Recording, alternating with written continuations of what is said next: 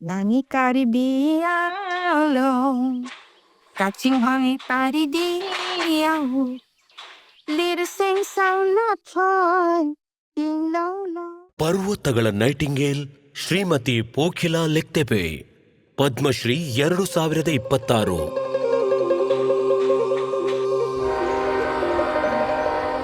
ಕಾರ್ಬಿ ಆಂಗ್ಲಾಂಗ್ ಅಸ್ಸಾಂನ ಒಂದು ಸುಂದರ ಹಳ್ಳಿ. ಅಲ್ಲಿ ವಾಸಿಸುತ್ತಿದ್ರು ಕಾರ್ಬಿ ಸಮುದಾಯ ಮತ್ತು ಪೋಖಿಲಾ ಲೆಕ್ತೆಪೆ.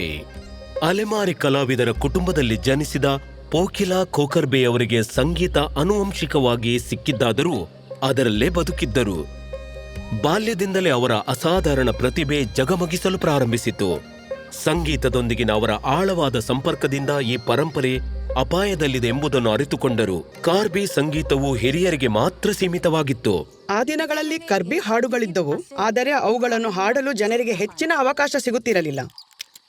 ಅಡೆತಡೆಗಳು ಇದ್ದವು, ಬಡತನವೂ ನೆರಳಾಗಿತ್ತು ಮತ್ತು ಸಂಪ್ರದಾಯವು ಮಹಿಳೆಯರನ್ನು ಸಾರ್ವಜನಿಕವಾಗಿ ವೇದಿಕೆಗಳಿಂದ ದೂರವಿಟ್ಟಿತ್ತು. ಹಲವು ವರ್ಷ ಪೋಖಿಲಾ ಹಿನ್ನೆಲೆಯಲ್ಲಿ ಉಳಿದರು, ನಶಿಸುತ್ತಿರುವ ಕಲೆಯ ಮೂಕ ಕಾವಲುಗಾರರಾಗಿ ಉಳಿದರು. ಆದರೆ ಅವರ ಧ್ವನಿಯನ್ನು ತಡೆಯಲು ಯಾರಿಂದಲೂ ಸಾಧ್ಯವಾಗಲಿಲ್ಲ. ಅಡೆತಡೆಗಳನ್ನು ದಾಟಿ ಅವರು ಚರ್ಚ್ನಲ್ಲಿ ತಮ್ಮ ವೇದಿಕೆ ಸಿದ್ಧಪಡಿಸಿದರು. ಸಮಾನ ಮನಸ್ಕ ಜನರನ್ನು ಸೇರಿಸಿಕೊಂಡು ಮಹಿಳೆಯರು ತಮ್ಮೊಂದಿಗೆ ಸೇರಲು ಧೈರ್ಯ ತುಂಬಿದರು.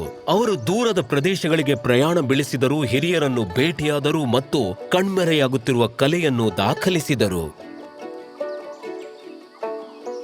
ನೀವು ಸಾಹಿತ್ಯವನ್ನು ಬರೆಯಿರಿ, ಸಂಗೀತವನ್ನು ಕೂಡ ನೀಡಿ. ನಾವು ಸಾಧ್ಯವಿರುವ ಎಲ್ಲಾ ರೀತಿಯಲ್ಲಿ ಸಹಾಯವನ್ನು ಮಾಡುವೆವು.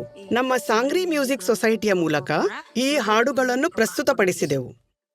ಸ್ಥಳೀಯ ರೇಡಿಯೋ ಪ್ರಸಾರಗಳಿಂದ ಹಿಡಿದು ಅವರ ಮೊದಲ ಕ್ಯಾಸೆಟ್ ಖಾಂಗಾನ್ನ ಸಾಹಸಮಯ ನಿರ್ಮಾಣದವರೆಗೆ ಅವರು ರಾಷ್ಟ್ರೀಯ ಬಟ್ಟೆಯಲ್ಲಿ ಕಾರ್ಬಿ ಚೈತನ್ಯವನ್ನು ನೇಯಲು ಪ್ರಾರಂಭಿಸಿದರು. ಅವರು ಜುಬಿನ್ ಗಾರ್ಗ್ ಜೊತೆ ಪ್ರದರ್ಶನ ನೀಡಿದಾಗ ಅವರ ಜೀವನಕ್ಕೊಂದು ಮಹತ್ವದ ತಿರುವು ಸಿಕ್ಕಿತು. ಆಧುನಿಕ ಶಕ್ತಿಯೊಂದಿಗೆ ಪ್ರಾಚೀನ ಮಂತ್ರಗಳನ್ನು ಪಠಿಸುವ ಮೂಲಕ ಹೊಸ ಪೀಳಿಗೆಯನ್ನು ಆಕರ್ಷಿಸಿತು.